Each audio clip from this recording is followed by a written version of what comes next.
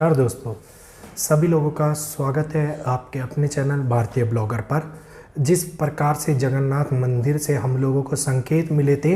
और कलयुग के अंत की जो भविष्यवाणी की गई थी वो भविष्यवाणी आज की डेट में सच हो गई है। जी हाँ, एक ऐसी भविष्यवाणी जिसने पूरे विश्व को संकट में ले लिया है। सुन के सभी लोगों के रोंगटे खड़े हो रहे होंगे, लेकिन हाँ, ये बात पूर्णतः सत्य है कि इस संसार के ऊपर एक बहुत बड़ा संकट दरवाजे के ऊपर आन खड़ा हुआ है और उसने दस्तक दे दी है और कई लोगों को इसने अपनी चपेट में भी ले लिया है। जी हाँ, मैं आज बात करने जा रहा हूँ जगन्नाथ मंदिर की, जगन्नाथ मंदिर से जुड़ी उन भविष्यवाणियों की और जगन्नाथ मंदिर के द्वारा जो लिखी गई है, जहाँ पे जगन्नाथ मंदिर की बहुत बड़ी मान्यता बताई गई है। जी हाँ, गुरु अच्युतानंद जी ने अपनी जो बुक भविष्य मालिका के अंदर ये बात लिखी है कि जब जब जगन्नाथ मंदिर के ऊपर संकट आएगा तब तब पूरे विश्व के ऊपर कहर बरसेगा और पूरे विश्व को इस संकट का सामना करना पड़ेगा। तो जो जगन्नाथ मंदिर के अंदर बहुत बड़ा पत्थर 45 किलो की जो शिला गिरी थी और उसके बाद में लगातार खून का मिलना इस बात की बड़ी सच्चाई को जाहिर कर रहा था कि अब विश्व में एक बड़ा संकट आ रहा है और वो पूर्णतः सत्य हो गई है। लोग इसको जोड़ के देख रहे हैं, लोग इस भविष्यवाणी को मान रहे हैं और गुरु अच्युतानंद जी की जो भविष्य मालिका के अंदर लिखी गई बात थी कि 2022 से एक ऐसी विश्व आपदा की स्टार्टिंग हो जाएगी जो आपदा लोगों के जीवन के अंदर कहर बरसाएगी। और जी हाँ, ये इकोनॉमिक क्राइसिस की ओर इशारा था। इकोनॉमिक क्राइसिस, बहुत बड़ा क्राइसिस अब आ गया है जिसने दस्तक दे दी है। अगर हम बात करते हैं नेस्ले, जोमैटो, माइक्रोसॉफ्ट, इंटेक्स और आपकी नेटफ्लिक्स, बड़ी बड़ी कंपनियां जो गिनती की एक नहीं, जिसकी पूरी की पूरी 15 कंपनियां उन्होंने अपने यहाँ से एम्प्लॉइज़ को निकाल दिया। अब आप लोग कहेंगे कि हर साल ईयर एंड में ये तो होता ही है, तो उस बात को, सच्चाई को जाहिर करने में ईयर एंड में ज़रूर होता है, लेकिन 2022 के विषय में ये बात लिखी गई थी कि बड़ी विपदा आएगी, बड़ा इकोनॉमिक क्राइसिस आएगा और वो इकोनॉमिक क्राइसिस आ गया और इन सभी की जो कुल एम्प्लॉइज़ को निकालने का जोड़ है, उन जोड़ को अगर मैं जोड़ के आप लोगों को बताऊं तो आप लोग हैरान हो जाएंगे। 1,32,000 लोगों ने अपनी नौकरियां गंवा दी हैं। जी हाँ, 1,32,000 लोग बहुत बड़ा आंकड़ा होता है और अभी तो ये केवल स्टार्टिंग हुई है। आने वाले समय में ना जाने कितनी छोटी छोटी कंपनियां एम्प्लॉइज़ को निकालेंगी, कितना बड़ा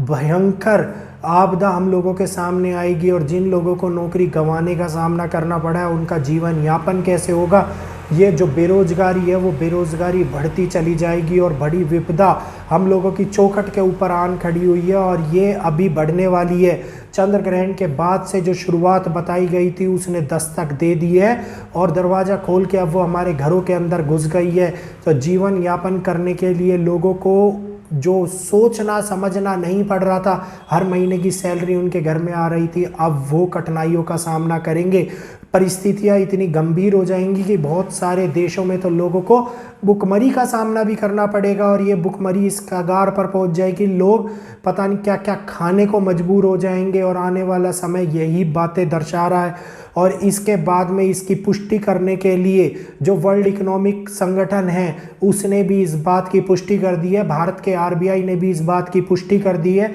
आरबीआई की साइट पे जाके आप सर्च भी कर सकते हैं कि कितना बड़ा इकोनॉमिक क्राइसिस से बचने के लिए उन्होंने एक नई रूपरेखा जाहिर करी है। उसके बावजूद भी वो कह रहे हैं कि इकोनॉमिक क्राइसिस का प्रभाव भारत के ऊपर कम से कम 40% पड़ेगा और विदेशों के अंदर तो ये प्रभाव शुरू हो चुका है। स्टॉक मार्केट के ऊपर बड़ा प्रभाव गिरने लग गया है, इन कंपनीज के शेयर के ऊपर बड़ा प्रभाव पड़ने लग गया है। तो ये एक और इसी ओर इशारा है कि अब पृथ्वी के ऊपर जो बड़ा भुखमरी का संकट है वो संकट आन पड़ा है। बेरोजगारी लोगों के घरों के अंदर घुसती जा रही है। बेरोजगारी के कारण लोगों को बड़ी जीवन शैली के अंदर परिवर्तन का सामना देखना पड़ेगा और बहुत बड़े दौर से गुजरना पड़ेगा। और इसी के साथ में ये भविष्य मालिका की भविष्यवाणी भी जो उन्होंने बताई थी कि बड़े इकोनॉमिक क्राइसिस की ओर इशारा करेगी, बड़ा आर्थिक संकट निकल के सामने आएगा, वो पूर्णतः 2022 की सत्य हो गई है। और इस भविष्यवाणी के बाद में मैं आप लोगों को एक और बात बता दूं, जो ये मानव दर की पीढ़ी चल रही है, ये पीढ़ी एक ऐसी पीढ़ी है जो आने वाले भविष्य के अंदर और बीत चुके भूतकाल के अंदर बहुत बड़ा रोल निभा रही है, बहुत सारी चीज़ों को अपनी आंखों से देख रही है। और इस बात की प्रामाणिकता देने के लिए एक अगली वीडियो के अंदर मैं आप लोगों को सारी बातें डिटेल में बताऊंगा, क्यों हम लोगों का जीवन इतना ज़्यादा महत्वपूर्ण है, क्यों ये पीढ़ी इतनी ज़्यादा महत्वपूर्ण है, कैसे युग परिवर्तन का दौर शुरू हुआ था और कैसे युग परिवर्तन का दौर चल रहा है, और हमने क्या क्या अपनी आंखों से देखा है और अभी क्या क्या और देखना बाकी है। इस सारे विषय के अंदर अगली वीडियो के अंदर मैं आप लोगों को बताऊंगा। तो जी हाँ, जो जगन्नाथपुरी के अंदर हादसा हुआ था, पत्थर का गिरना, खून का मिलना, बार बार अलग अलग जगह के ऊपर प्रभु का दोबारे से पूरे मंदिर को साफ करवाना, और ये कोई भी छोटी घटना नहीं थी। इस घटना को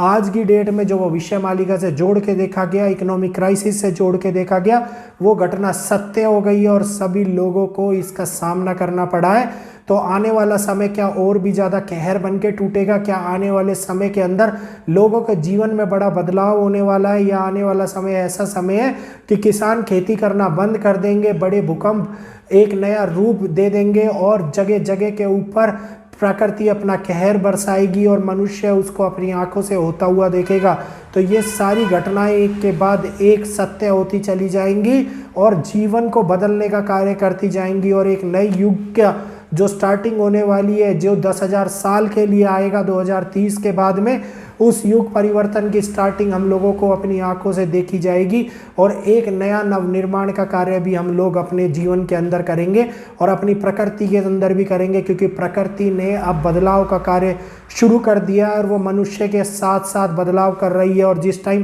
प्रकृति का बदलाव होता है, प्रकृति ये नहीं देखती कि इसने कोई पाप करा है या नहीं करा है, इसने कोई पुण्य करा है या नहीं करा है। उस बदलाव के अंदर सभी लोगों के लिए, सभी जीव जंतुओं के लिए एक समान रूप से होता है, एक जैसा होता है, क्योंकि यही बदलाव है जो संतुलन बनाने का कार्य करता है और इस विश्व के अंदर, इस दुनिया के अंदर बड़ा संतुलन बना के रखता है। तो फिर मिलेंगे आपसे एक नई वीडियो के साथ में, आपके अपने चैनल भारतीय ब्लॉगर पर, एक नई भविष्यवाणी या फिर एक नई घटनाक्रम को बतलाते हुए।